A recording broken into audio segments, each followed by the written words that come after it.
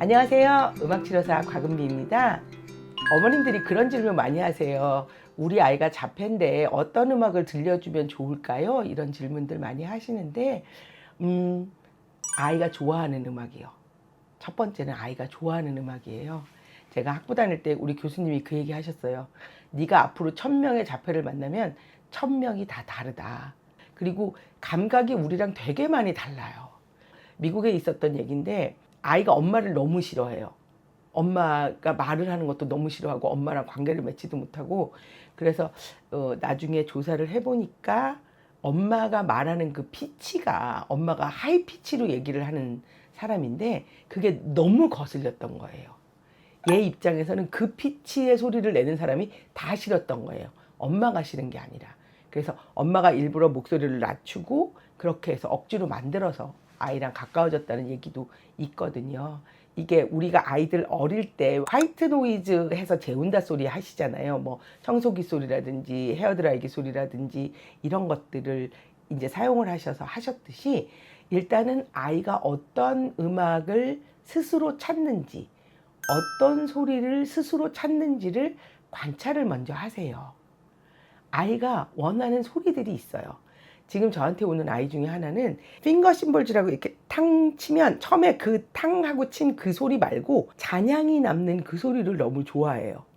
그러다 보니까 기타도 기타 소리가 아니라 기타 현을 튕겼을 때 기타 현의 뒷소리를 좋아해요. 그러니까 기타를 탁 튕기면 처음에는 귀를 막았다가 그 앞에 소리가 끝나고 나면 그 뒷소리를 듣더라고요.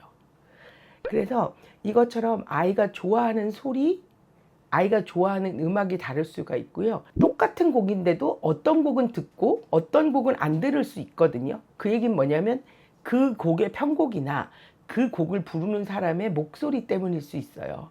그래서 어머님이 이렇게 한 조각 한 조각 모으시듯이 아이가 좋아하는 곡을 모으시거나 좋아하는 소리를 모으셔야 돼요.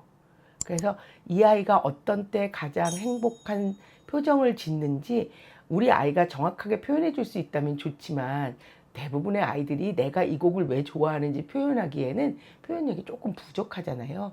아이들의 표정을 살피시면서 그걸 찾으시고요.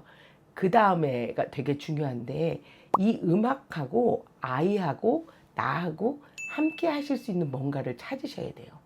대부분의 경우에는 박자에 맞춰서 토닥토닥 거려주는 게 되게 잘 먹히는데, 그거는 이제 대부분의 아이라고 말씀을 드렸지 모든 아이는 아니고요.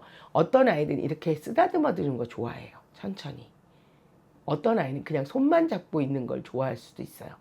어떤 식의 교감이든지, 가장 쉬운 건 노래 같이 부르는 게 가장 쉽고요. 박자 맞추는 거 쉽고요. 그런데 저는 신체 접촉을 조금 더 하셨으면 좋겠어요. 아이들이 보통 신체 접촉을 이렇게 좀 거부하는 경우가 많잖아요. 물론 어머님들한테는 안 그러시지만 굉장히 젠틀하게 천천히 접근하시면서 아이가 어떤 거에 가장 편안해 하는지, 그럼 아이가 좋아하는 곡, 엄마하고 교감, 그것이 함께 될 때 아이한테는 그 곡이 긴장했을 때 쓸 수 있는 곡이 될 수 있고요. 그게 청소기 소리일 수도 있어요. 아이가 좋아하는 자극이 주변 사람들한테 너무 피해가 되는 자극이다. 그러면 어머님 결정을 하셔야 돼요. 이거를 어느 정도 강도까지는 낮춰줄 수 있는지, 혹은 이것을 풀 수 있는 방법이 있는, 소리 지르는 거 너무 좋아하는데 계속 안 지르라고 그러기는 어렵거든요. 그거는 밥 먹지 말라는 얘기랑 똑같아요. 그러면 소리 지를 수 있는 공간은 어디 있을까? 그럼 우리가 바이킹 타면서 소리 지르는 거는 허가받을 수 있는 거잖아요. 그러면 우리가 응원장 같은 데 가서 소리를 지를까? 우리 아이가 감각이 너무 민감하고 소위 말하는 정상의 범주에서 이미 많이 벗어나 있잖아요. 그러니까 우리가 상상할 수 없는 영역에서 힘들어해요. 그러니까 우리가 그걸 모두 막아줄 수 있다면 너무 좋겠지만 그럴 수 없는 상황이니 아이들의 반응을 보면서 우리 아이가 여기서 힘들어하는구나. 그리고 템플 그랜들이라고 제가 되게 좋아하는 그 아스퍼거 진단 받으신 그분 같은 경우에는 되게 대저택에 사셨는데 2층 어느 방에 문을 여는 소리가 경첩이 움직일 때 끼익한대요. 근데 그 소리를 자기를 괴롭히려고 일부러 냈다라고 생각했대요. 이 내용이 어느 책에 있냐면요, 어느 자폐인의 이야기라는 책에 있어요. 저는 어머님들 꼭 그 책 읽어보셨으면 좋겠고요.